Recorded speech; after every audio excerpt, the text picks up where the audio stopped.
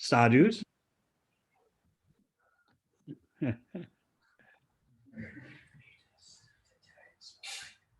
I sent a verse, but I don't think Dailu Chaitanya got it in time.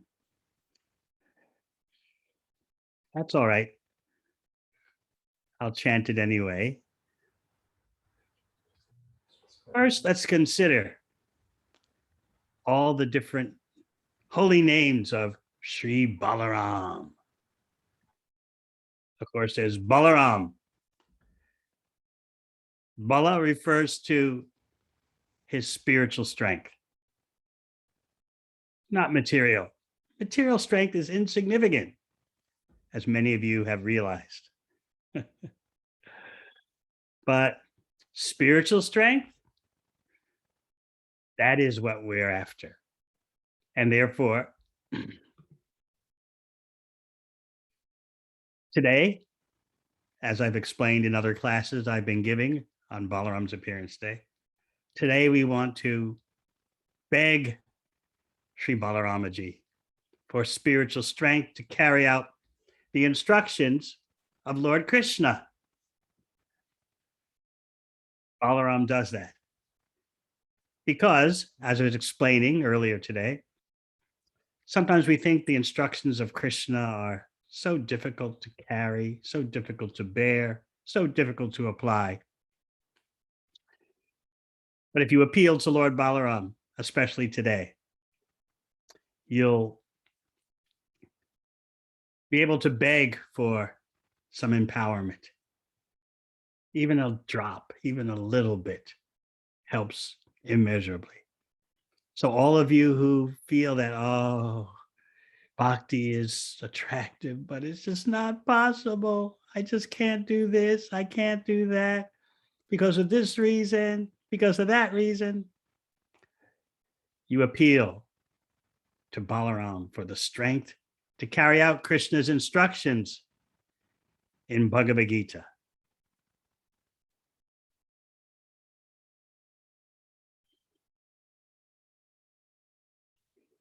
So we talked about the holy name, Balaram, spiritual strength, and he enjoys pleasurable pastimes in Vrindavan especially. And then there's Balabhadra, which actually doesn't so much refer to strength, but more so it refers to intensity of prema, love of Krishna. Then there's Pralambari, the slayer of the Pralamba demon.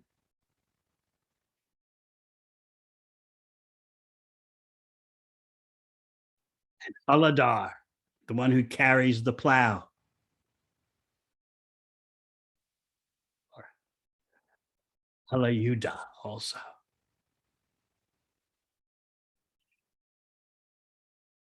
So keep those holy names of Lord Balaram in mind. Let's first turn to Sri Chaitanya Charitamrita for some tattva, scientific information about Lord Balaram.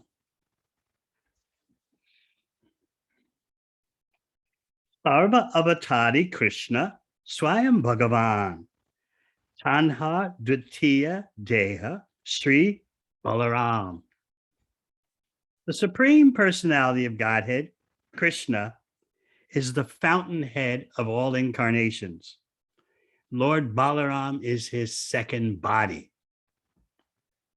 Dvitiya Deha, second body. That's how close they are. So Srila Prabhupada tells us in the purport, Lord Sri Krishna, the absolute personality of Godhead, is the primeval Lord, the original form of Godhead, and his first expansion is Sri Balaram. The personality of Godhead can expand himself in innumerable forms. The forms that have unlimited potency are called Sramsa, and the forms that have limited potency, the living entities, are called Vibhinamsha.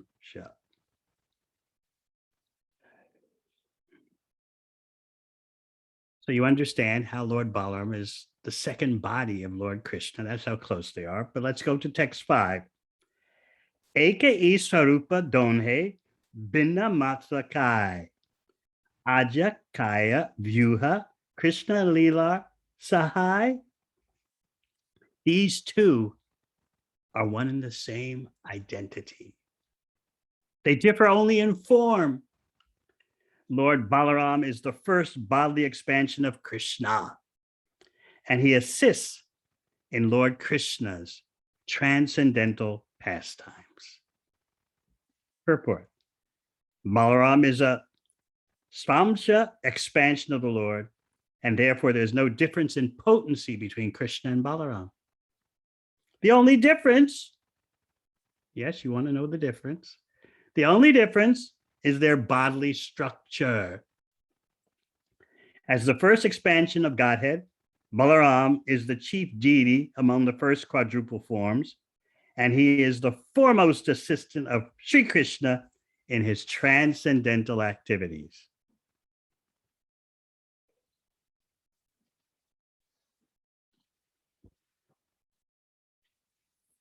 So Balaram has 5 important expansions. 4 of them assist in dealing with the material creation. That's Mahasankarshan, who from his position in Vaikuntha has various expansions that deal with the material world. And then there are the 3 Vishnus,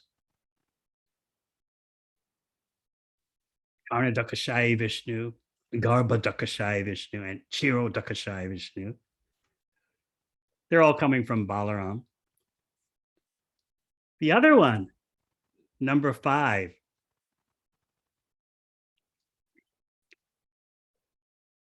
is Anantashesh, also known as Sheshanag. He assists Krishna in his pastimes.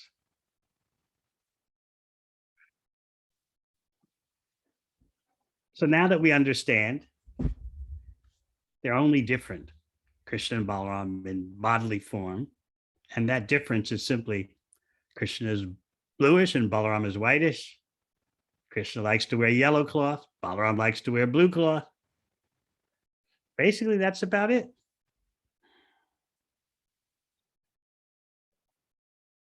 To farming devotees, I do explain, and I'll explain in my class to Gita Nagari. Balaram carries a plow because he stands for Krishi Raksha, land protection. And Krishna carries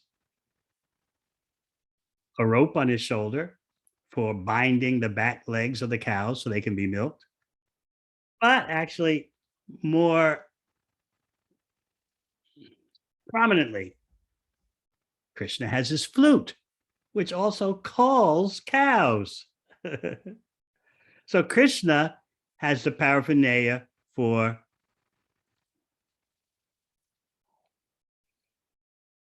Goraksha, cow protection. And Balaram especially has the paraphernalia for land protection. So you see, from all angles of vision, Krishna and Balaram are teaching what to do. What is a real human civilization? A real human civilization is based on land and cows, not plastic and silicon chips and all kinds of synthetic creations. You know that by 2050, just 30 years or so away, the biggest weight in the oceans will not be fish, it'll be plastic. All glories to the human beings today. They're so advanced. It's not enough to threaten to destroy the world with nuclear weapons. That madness, of course, is increasing, even in the UK, in case you don't know. The UK military is increasing their nuclear capacity by 40%.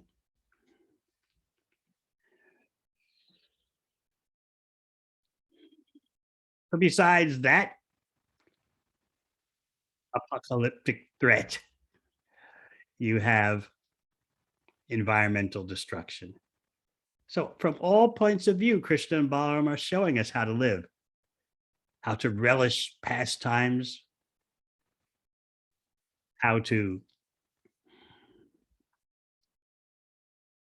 organize society, how to live in harmony with nature. This is bhakti. It's not just what some people think, pie in the sky, dreamy philosophy. Oh, yeah, Krishna Leela, Balaram Leela, but what's that got to do with me down here on the ground? Well, hey, wake up. This is why one reason why Balaram carries a plow and Krishna carries a flute. And then there's also Krishna carrying the rope for binding the back legs of cows. They're as down to earth as you can be. At the same time, they're the peak of the spiritual reality. So what more do you want?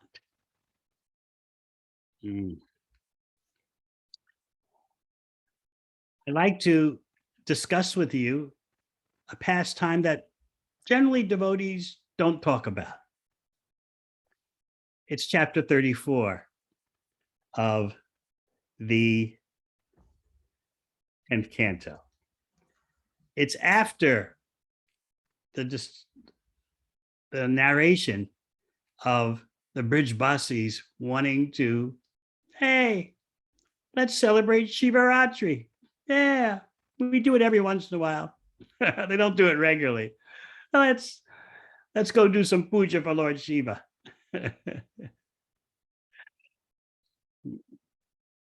So after that, we come to a very interesting pastime where the Shankachuda or Shankasura, this demon, meets his end. Again, I don't think it's a pastime that you all focus upon, but we're going to do that today.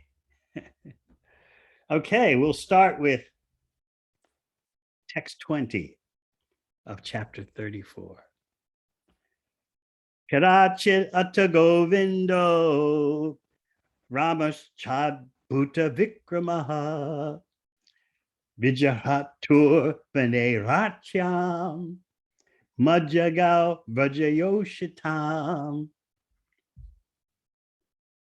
Once, Lord Govinda and Lord Rama, the performers of wonderful feats, were playing in the forest at night with the young girls of Braj. Now watch it. You're not dealing with a material situation. You're not dealing with material bodies. You're not dealing with material emotions or material desires. And sometimes we can feel that envy rising in us. Why Krishna and Balaram enjoy like this and not us? Why can't we in the night be surrounded by beautiful people?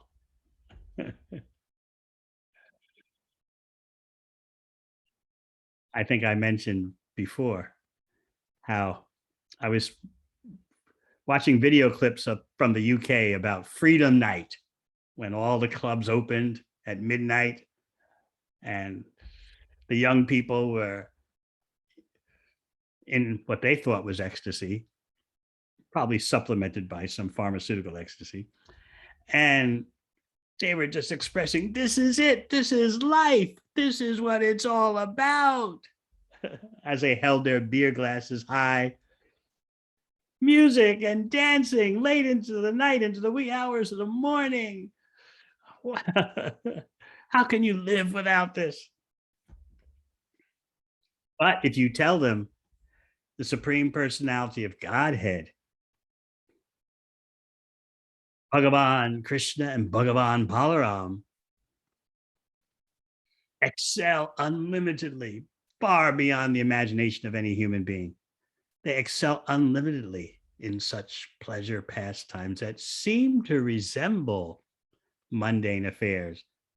Actually, the reverse is true. The mundane affairs resemble the spiritual perfection. So once we understand that point, then we can move on. I just had to lay down the tattva first, make sure there's no misunderstanding, because we have an audience of devotees of different levels.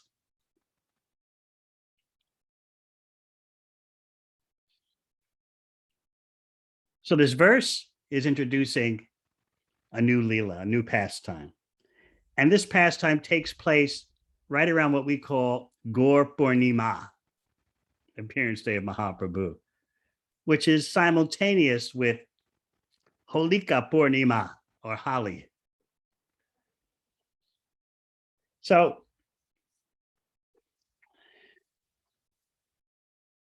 the inhabitants of Vrindavan were always thinking, can this boy, Krishna, whom we fondle with affection, who's not peaceful for a moment without us, can he truly be the Supreme Lord?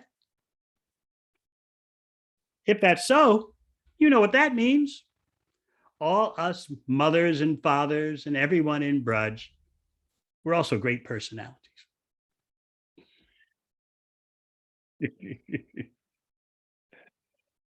Mm.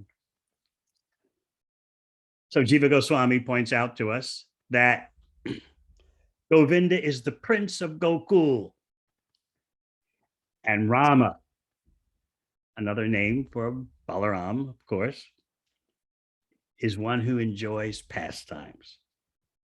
So I was explaining this morning how in the Braj Leela, there is more or less equality in dealings between Krishna and Balaram, more or less. But in Mathura and Dwarka Leela,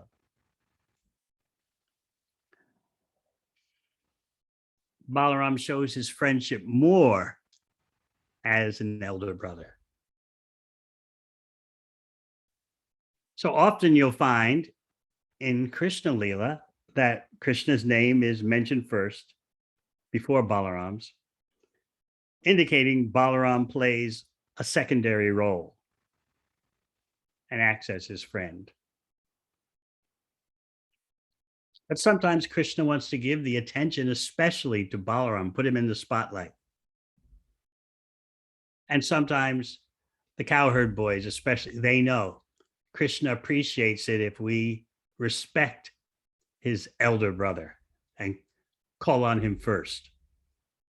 Rama, Rama, Mahabaho, Krishna Dushta Nirbahana. O mighty arm Ram, and Krishna, the slayer of miscreants. Sometimes it's like that. Other times, Krishna's name is mentioned first. So this particular pastime, dealing with Shankachuda, is done in a forest near Braj.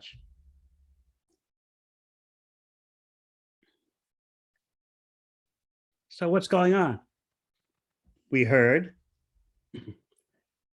they were playing, Krishna and Balaram were playing in the forest at night with the young girls of Braj. What happened? How did this scene suddenly emerge? Krishna and Balaram, they're innocent. They suddenly found themselves in the middle of a huge group of cowherd girls, gopis, who had come to the forest to pick flowers in the spring night, bright with moonlight.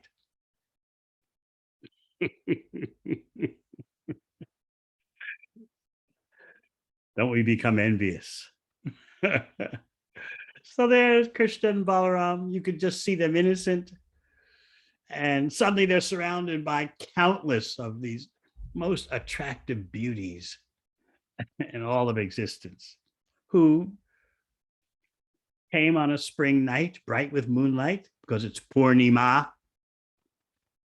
They came to pick flowers.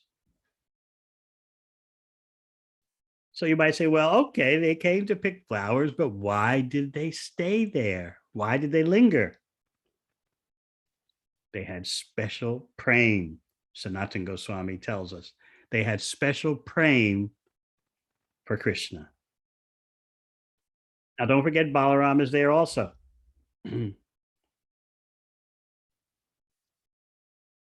Let's hear how Krishna and Balaram look. These descriptions are especially meant for your fixing in your mind. Krishna and Balaram wore flower garlands and spotless garments, and their limbs were beautifully decorated and anointed.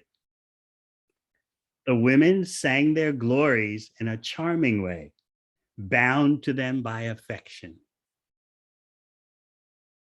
So when you read descriptions of Krishna and Balaram,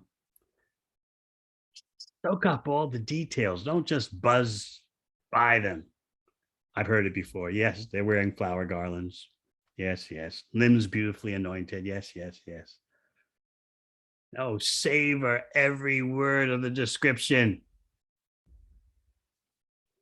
And meanwhile, note that as the ladies are singing the glories of Krishna and Balaram in a charming way, they're bound to them by affection.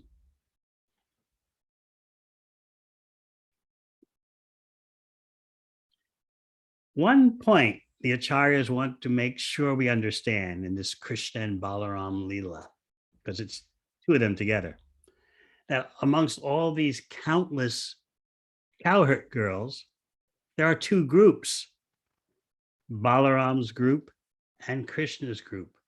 As some of you know, Balaram has his own group of gopis and Krishna has his own group. Each group has various subgroups headed by a Yuteshwari, group leader. So then why are we getting a description of a merge, apparently?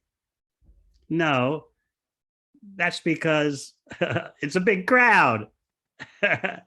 And evidently for Shukadeva Goswami to be switching back and forth, well, Krishna's group is doing this and Balaram's group of cowherd girls is doing that. You just, they're just all out there. But nevertheless, Krishna's group of cowherd girls and Balaram's group of cowherd girls, they're distinct. And in that way, the particular loving propensities, style, shall we say, of Krishna and Balaram, the distinctness is preserved. We're not Mayavadis, we're not impersonalists. Everything is merged into one. No. According to the unique proclivities and style of Krishna or Balaram, they have their own group of cowherd girls.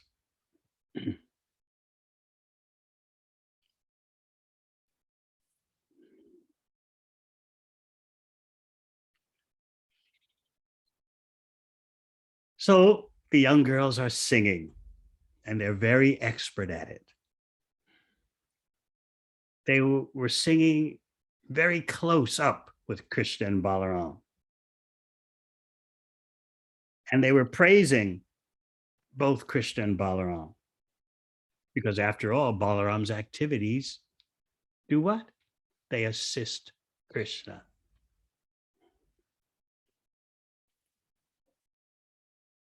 They had a strong friendship with Krishna, and they were bound by chains of prema. So because of such chains of prema, their singing could have no fault. Krishna and Balaram were beautifully ornamented and smeared with sandalwood.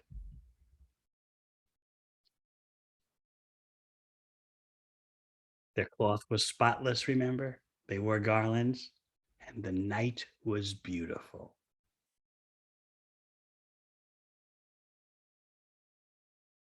The night is so beautiful that Krishna and Balaram praise the night. In Kali Yuga, people like to say the nighttime is the right time, but their nights are so horrible and disgusting. But for Krishna and Balaram, indeed, the nighttime is the right time, and the daytime is the right time. But the nighttime has its special activities, and the daytime has its special activities. The days and nights in Krishna's pastimes are all spiritual. The difference between the day and the night in Krishna Lila is just to indicate now it's time for a different pastime. The sun appears and the moon appears, but these are all stage props for prompting various leelas. So let us read. The two lords praise the nightfall, signaled by the rising of the moon, the appearance of stars, a lotus-scented breeze, and bees intoxicated by the fragrance of jasmine flowers. So the appearance of jasmine flowers indicates spring has begun. And the jasmine and lotus have blossomed at night for this special occasion. Now, we heard about the gopis singing, chained by prem. Remember, you've got two distinct groups. Don't merge them. It's like sometimes when devotees, new devotees, serve prasad, they come to your plate as you're sitting on the floor and they plop everything together. Yes, it happens. Maybe some of you have done that in your young bhakta days. And you have to tell the young server, young devotee, please don't lump it all together. Prasad has different tastes, and we want to relish the varieties of taste as Krishna has tasted. Sometimes new devotees, they don't even bring a plate. I don't think that happens in Cardiff. They're quite expert in taking prasad there. But in some places I notice devotees don't have a plate. They have a bowl, new devotees. And they are thinking you're just going to plop all the prasad into the bowl and it merges together. They realize very quickly this is not how it's done. So Krishna and Balaram had their tastes, their private lifestyle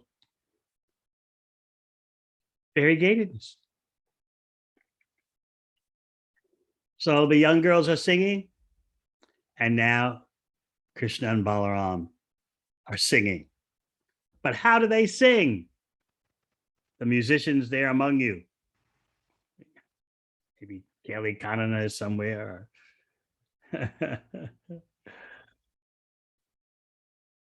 They sang the entire range of musical sounds simultaneously. Try to do that. The entire range of musical sounds they sang simultaneously.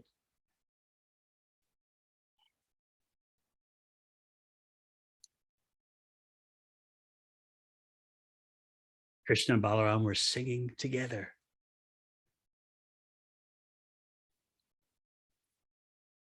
And all this singing especially gave happiness to Balaram. You got the gopis singing, and then you have Krishna and Balaram singing the whole range of musical notes simultaneously. So one purpose is to give happiness to Balaram. Why? He's the acharya of singing.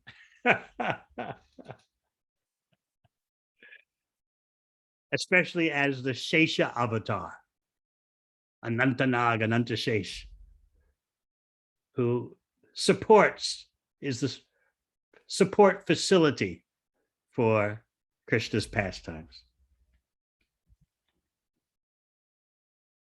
The gopis are expert at music, and Balaram is known as the Acharya of singing. So this is what's going on. One day we'll be there for that concert. You think you know what good music is now? Forget it. Such a perversion. So what was the effect of the gopis hearing Krishna and Balaram sing the entire range of musical notes simultaneously? They became stunned, so stunned that they didn't even notice their clothes are loosening, their hair is loosening, their garlands are slackening. They didn't notice. So Vishwanath Chakravarti Thakur explains that Krishna and Balaram sang together in such a way that they're improvising melodies in what is in a way that anyone, ordinary person, would consider impossible. Their musical improvisation of melodies made what is impossible possible. So again, we think we know what is music. We can forget it.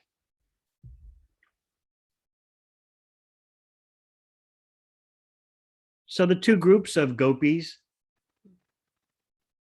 separately heard the songs, although we're getting a group, how do you say, we're getting a combined description, a description of the two groups combined. Actually, they heard separately. And what will happen next? They fainted. They tried to maintain their composure, but they fainted. The music was that good. Tell me, what concert have you been to if you were sober and you fainted because the music is that good?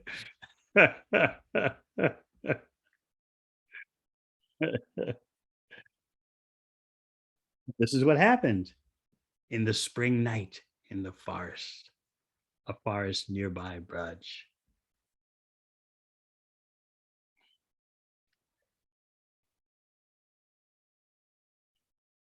Krishna and Balaram, Shukadeva Goswami tells us, are singing to the point of apparent intoxication. Their singing was just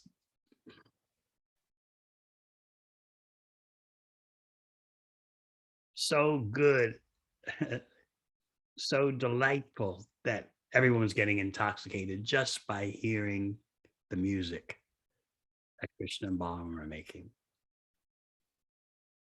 While this is all going on, remember the gopis are fainting, although they try to maintain their composure.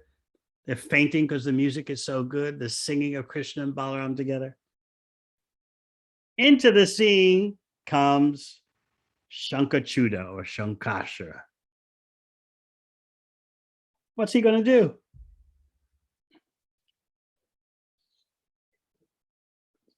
A demon entering into this scene? It's a scene of bewilderment. You see, Krishna is bewildered because of the gopis' special bhava expressed in their singing. And Balaram is particularly bewildered because of the beauty of the songs. So you've got all this maha bewilderment going on. Krishna's bewilderment from the gopis' special affection for him, and Balaram is bewildered by the beauty of the songs. Then Shankachuda appears. This demon is mad. He's a madman. He is known as a servant of Kuvera, the treasure of the heavenly planets. And so he was famous for having on his head a huge jewel, precious jewel shaped like a concha. Therefore, he's called Shankachuda or Shankasura. So where did he get the jewel from? Some say he was given the jewel by Kuvera because of Shankachuda's dedicated service. Others say, I don't know, Kuvera, the treasurer of the heavenly planets, gave it to him. We think Shankachuda stole the jewel while he was supposed to be guarding Kuvera's wealth. Others say, nah, he left the service of Kuvera. He departed from the devotees, the demigods, and sided with the demons. In this way, he actually became a servant of Kamsa. Anyway, you're allowed to take your pick from these three reasons. In any case, he's a demon. He's gone rogue, if he ever had anything good about him, which is doubtful. So I like the way Kavi Karnapur describes the appearance of Shankachuda. He says, just like a madman who's been out in the blazing hot sun too long and has just gone crazy, just like a madman is sitting on a branch of a high tree and sees the sun rays on the ground, making what seems to be a cool, refreshing pond. And so, maddened by the heat, the person jumps from the tree into what he thinks is a pond. So, in this way, Shankachuda enters into the pastime, a madman. Another example given by Kavi Karnapur is a grasshopper. A grasshopper sees what it thinks is the effulgence from lush vegetation. There's nothing a grasshopper likes better than lush vegetation. But actually, it's fire. So the foolish grasshopper jumps into what he thinks is the effulgence of lush green vegetation and lands in the fire. This is Shankachuda. He literally jumps into the middle of this pastime. So he has a large stick in his hand and he's shaking it at the beautiful young girls. They're frightened. And he starts to drive them like someone confiscating cows. He starts driving them to the north. Shukadev Goswami calls out to Pritchett Maharaj, "Oh, I'm astonished how foolish this guy is. This demon is so foolish." And also you could say Shukadev Goswami is calling out in pain. Rajan, oh king, can you believe this?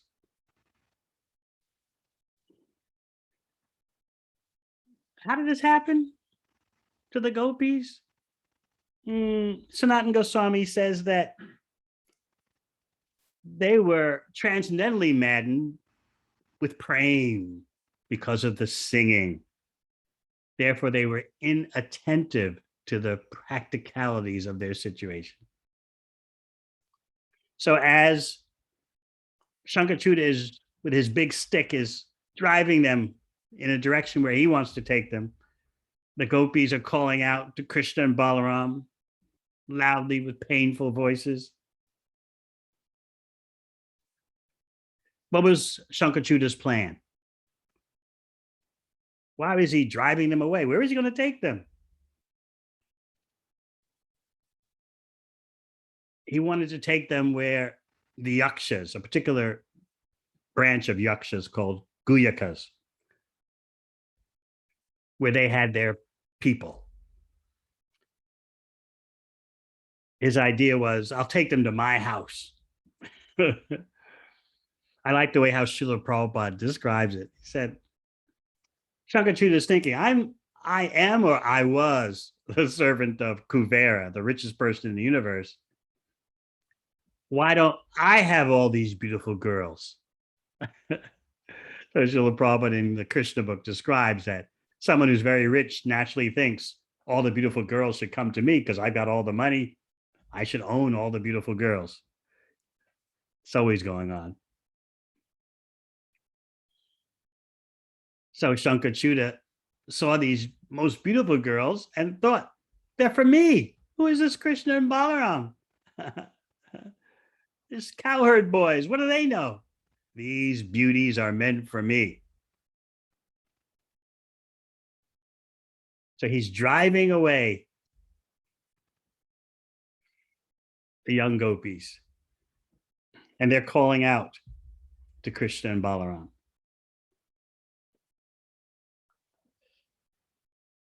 Kroshantam Krishna Rameti Vilokya Swap Parigraham Yataga Dasyuna Grasta Bhattara Vanvadavatam. Hearing their devotees crying out, Krishna, Rama, cry out, Krishna, Rama, and seeing they were just like cows being stolen by a thief, Krishna and Balaram began to run after the demon. So the demon is so mad, deranged. He's doing all this right in front of Krishna and Balaram's eyes. As the gopis are shouting and crying, "Oh Rama, oh Krishna, please protect us." He didn't. Now, please bear this in mind, a very important point. He didn't actually touch them. Can't touch Krishna's associates.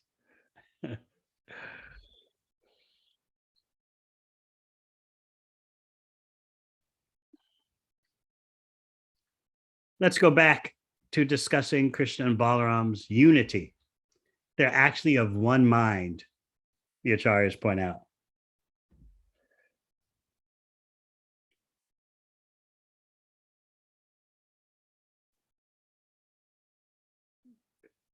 Shankachuta was driving them onward like someone's driving a herd of cows, but they weren't touched by Shankachuta. So Balaram and Krishna acted in a coordinated way out of affection for each other always. They acted as one person. See, there's unity in the diversity. Acting as one person, they ran after the demon. They were the best of the cowherds, so they could run very fast. Actually, Kavi Karnapur describes that when Krishna is running, his feet don't touch the ground. This is Nara Leela, human-like pastimes. Krishna can do anything, but in his Braj Leela, he does inconceivable things within the context of humanness. That's to preserve the sweetness of the flavor.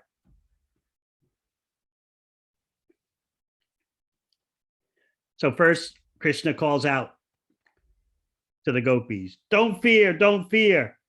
And then he and Balaram pick up big logs.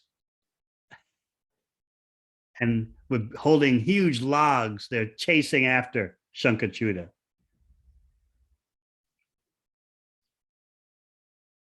They're showing their strength in this way. And also, actually, Krishna's eager. I want to get that jewel on his head. We'll hear about that later. Why Krishna wants the jewel on the head, this huge jewel on the head of Shankachuta.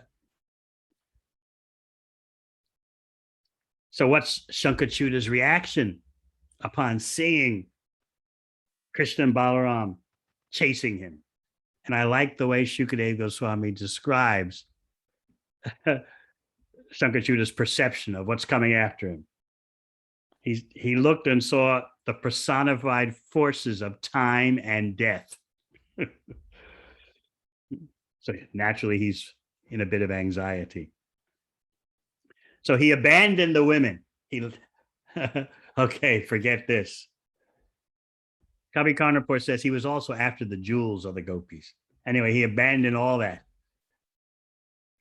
and fled for his life because Krishna is like the dispatcher of time and Balaram is like the dispatcher of death. That's how Shankachuta saw them.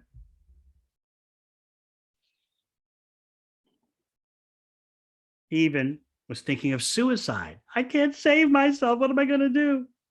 He was totally bewildered. But what is he actually? What's the actual reality which Shankachuta is not seeing? The forms of those two brothers, Krishna and Balaram, are of the highest bliss, but they appeared to the demon as time and death because of the demon's demoniac consciousness. Remember in the wrestling arena that Kamsa set up, the wrestlers saw Krishna as a thunderbolt and Kamsa saw him as death. So your vision of Krishna depends on your consciousness. What you see depends on what you are. The vision of the devotee is always different from the vision of the demon.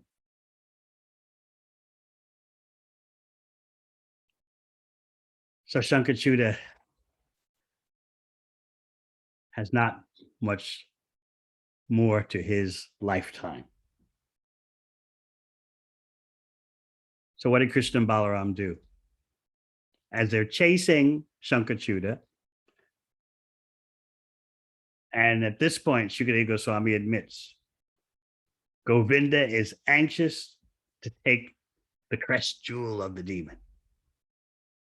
He has Balaram now take care of the women, protect them, and only Krishna continues the pursuit.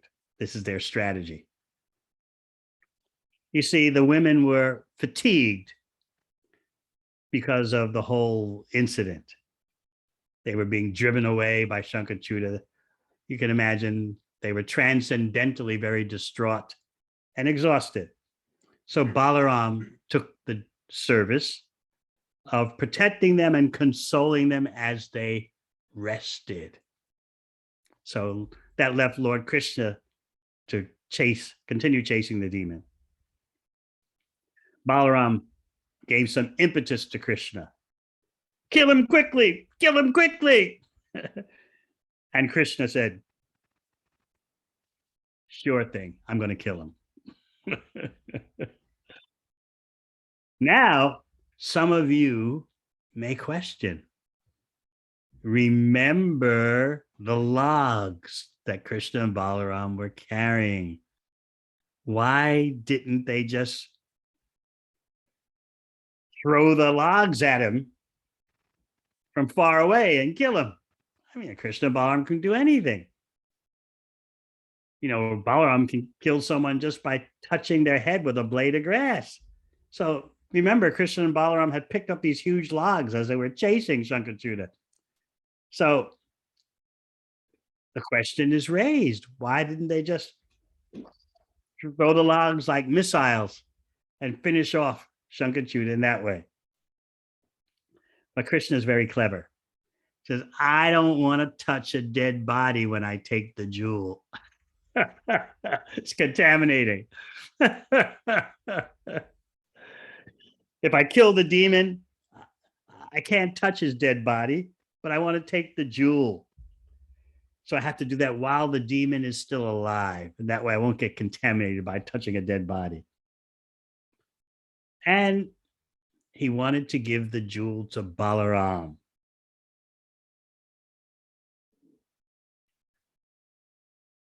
There's a reason for that. So Balaram couldn't override the desire of his younger brother. How much older is Balaram than Krishna? 15 days.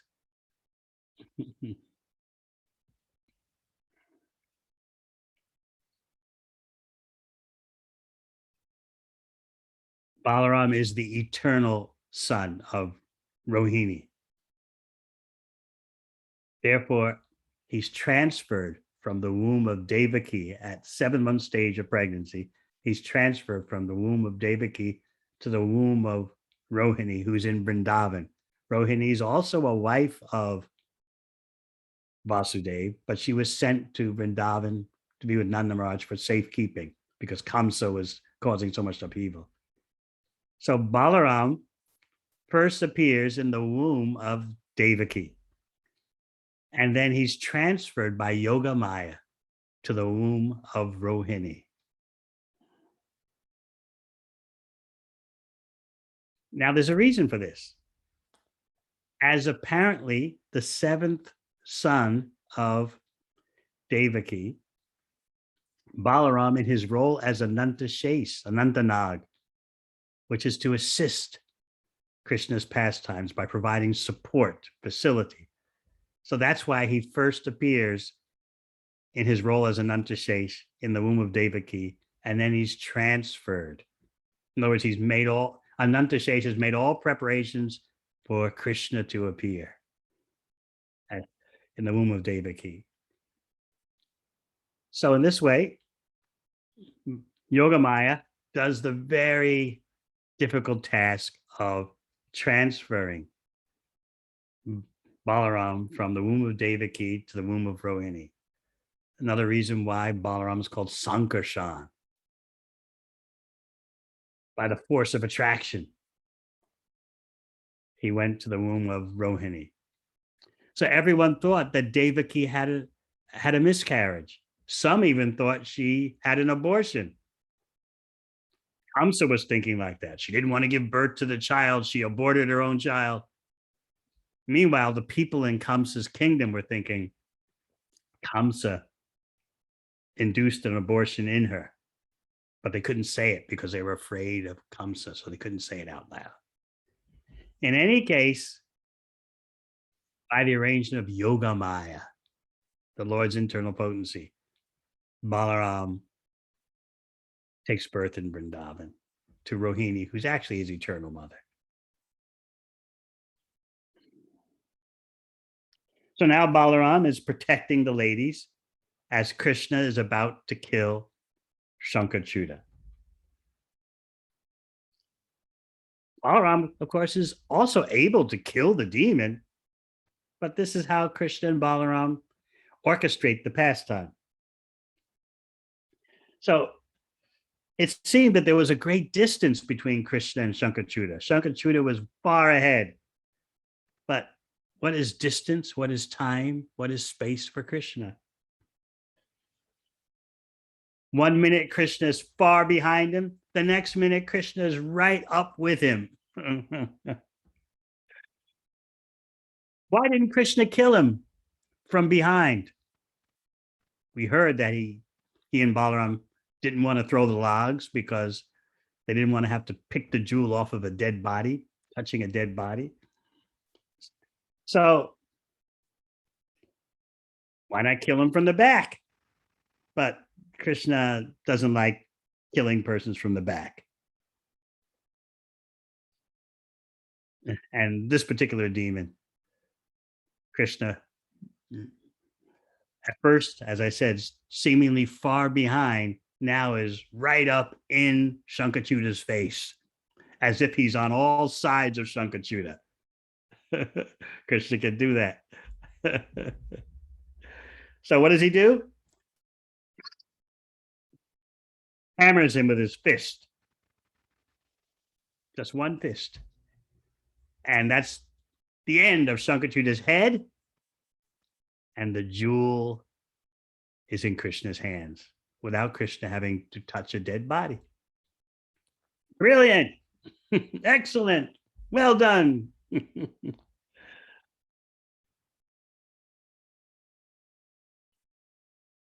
It's improper to kill a fleeing person from behind. Even in criminal law, police can't, if someone is fleeing, they're not supposed to shoot the guy in the back. They got to apprehend him some kind of way. Or else, of course, in the USA, it's a bit different. They're a bit more, whatever, aggressive there. They'll just pull out the gun and say, halt, as they point the gun in the air, halt. And the criminal has to stop. Otherwise, I don't know if in the UK they do that. In New Zealand, the police don't carry weapons. They have what's called an armed offender squad. When they hear a report that someone has a weapon, they send out a special squad, but their regular police don't carry weapons. So Krishna didn't want to kill Shankachuta from behind, knowing it's improper. But with his mystic power, instead of being far behind, now he's on all sides of Shankachuta. And off goes the head, and there's the jewel in Krishna's hands. So now there's another problem. Who gets the jewel?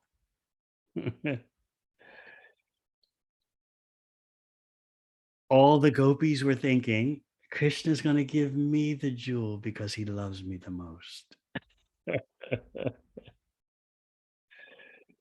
But Krishna didn't want to create rivalry amongst the cowherd girls. So he happily gave the jewel to his older brother, Balaram. Krishna wanted to prevent any animosity. But later, what does Balaram do with the jewel? He knows, being omniscient, he knows Krishna's desire. So later, Balaram gives the jewel to Srimati Radharani.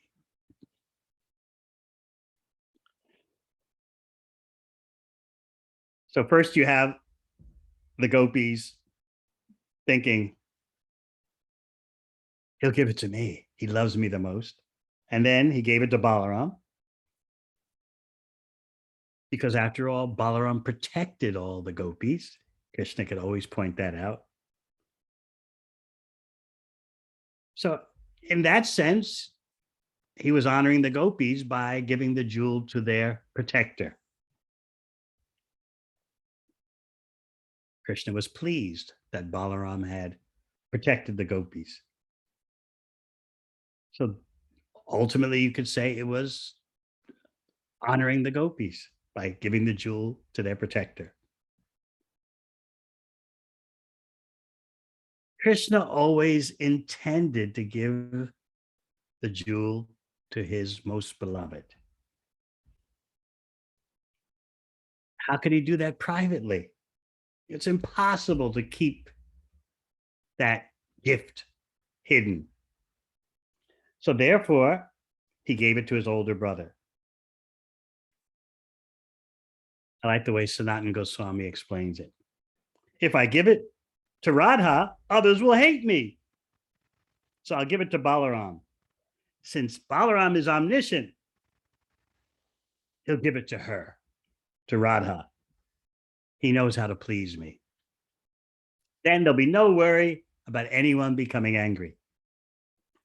So therefore, Krishna, with affection, gave the jewel to Balaram.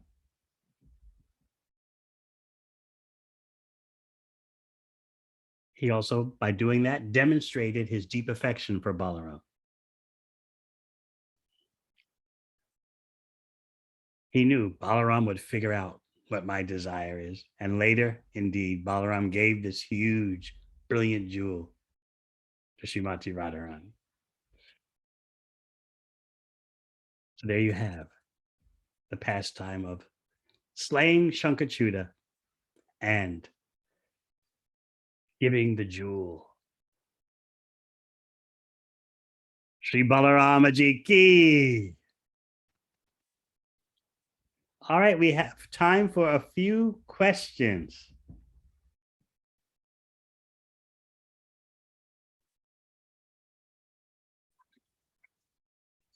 Sing out if you have a question.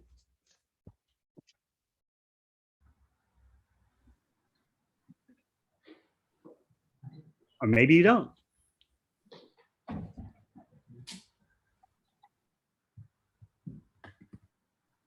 Hare Krishna Gurudev. Yes. What should prayer be towards Sri Balaramji? How should we approach him on his appearance day? What is our prayer for him? Our prayer for him is to kindly give us the spiritual strength to carry Krishna's instructions.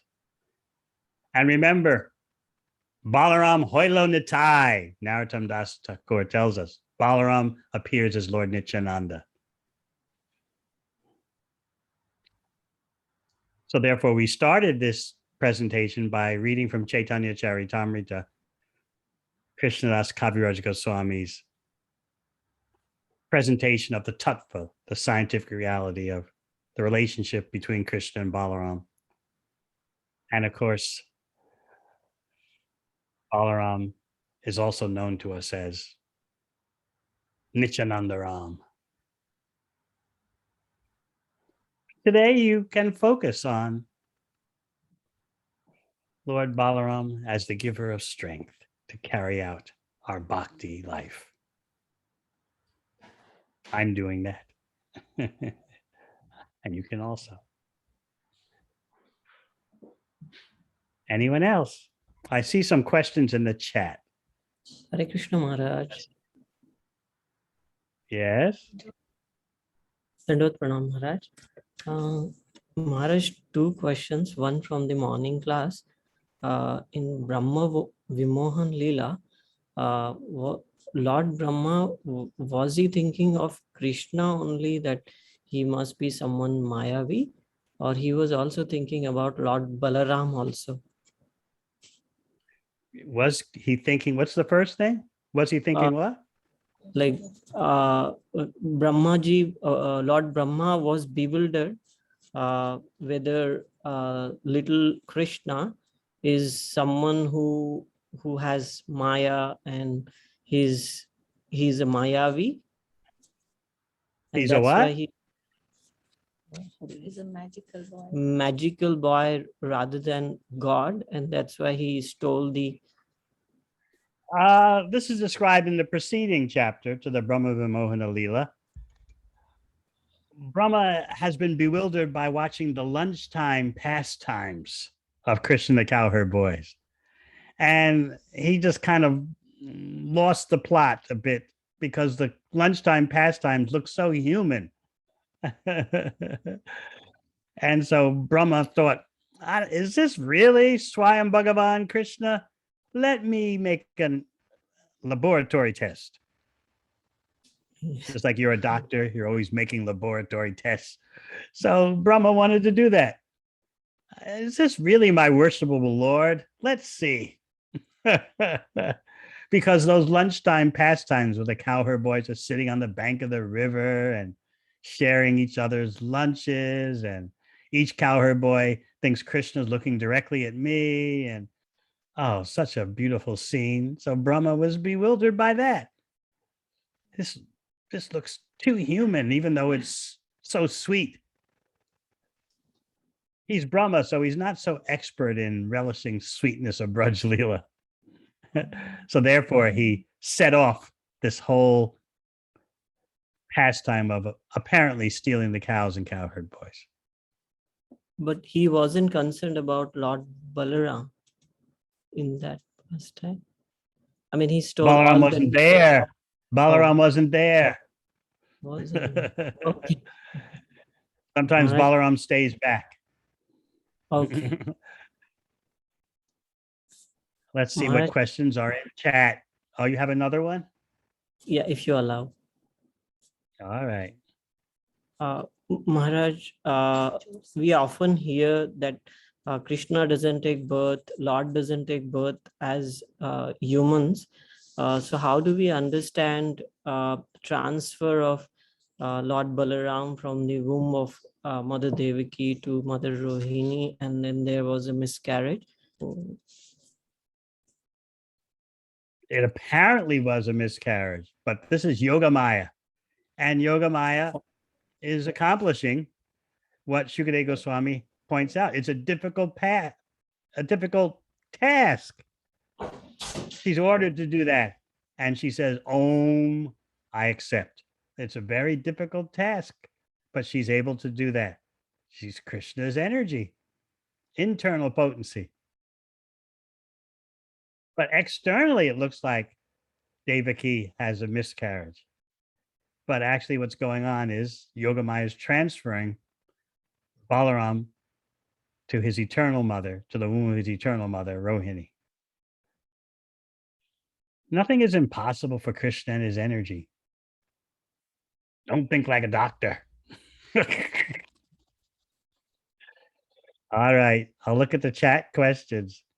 Thank you, Maharaj. What are the lessons for us from this pastime, please? The lesson is Krishna is the supreme enjoyer. Balaram is the supreme enjoyer. Everything is meant for their pleasure. Is this Shankachuta demon the Tulsi Devi husband or another one? I'm not aware of such details. Hare Krishna, thank you for the classes. Can you please elaborate on why Balaram went on tour around the sacred places of pilgrimage instead of staying to fight in the battle of Kurukshetra with Krishna and the Pandavas? I never understood this fully. All right, so you're switching from Braj Leela. You want me to get into Dwarka Leela and Kurukshetra. It's a different flavor, but yes, it's also Krishna's pastime. Balaram kind of favored Duryodhana, believe it or not. And Balaram kind of favored the Kauravas as a whole. This is the variegatedness. Krishna favored the Pandavas. Balaram seemed to have an inclination toward the Kauravas, Duryodhana. So therefore, he left and went on pilgrimage during the Battle of Kurukshetra. And of course, the Pandavas like that. Yeah, I think better you're not here because you seem to have some sympathies for Duryodhana. Even when Arjuna kidnapped Subhadra, Balaram was about to kill him. Balaram threatened to kill him. And Krishna fell at the feet of Balaram. Please, please, spare him. And when Duryodhana and Bhishma were having that last fight at the end of the Kurukshetra war, and Bhishma, not Bhishma, Bhimasen, sorry, Bhimasen, one of the Pandavas, and Bhimasen struck Duryodhana below the belt, which could be considered to be a foul play. Balaram was disgusted, but he kind of just walked off. So Balaram has his own angles, but it's all part of Leela. It all adds flavor. The variety adds flavor to the pastimes. Ultimately, everything works out as Krishna wants it to work out.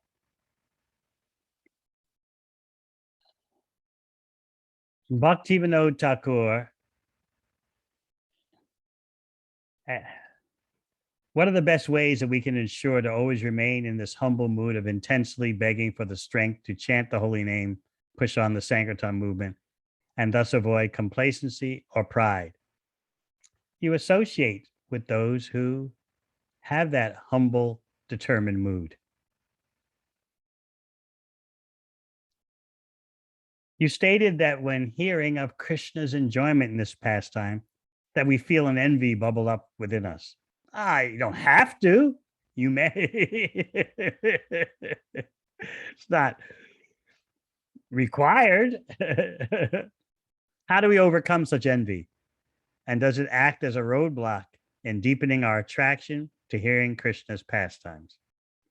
We get over the envy by hearing the pastimes, and that purifies us.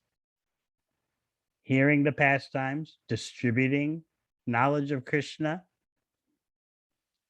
teaching knowledge of Krishna, purifies our consciousness and gradually our attraction for Krishna increases.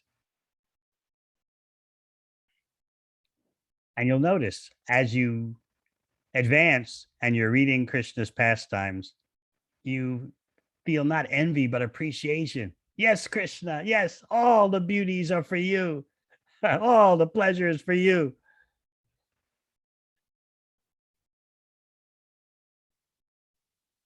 So on Balaram's appearance day, let us beg Balaram, who's also known as Balabhadra, the possessor of such intense prema.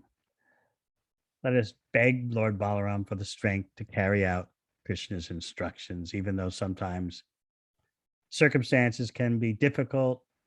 This material world's not an easy place. So take advantage of today and call out to Balaram.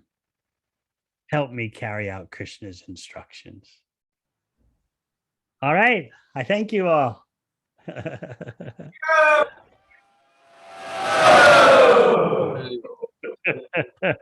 Shri Balarama Ji ki jai.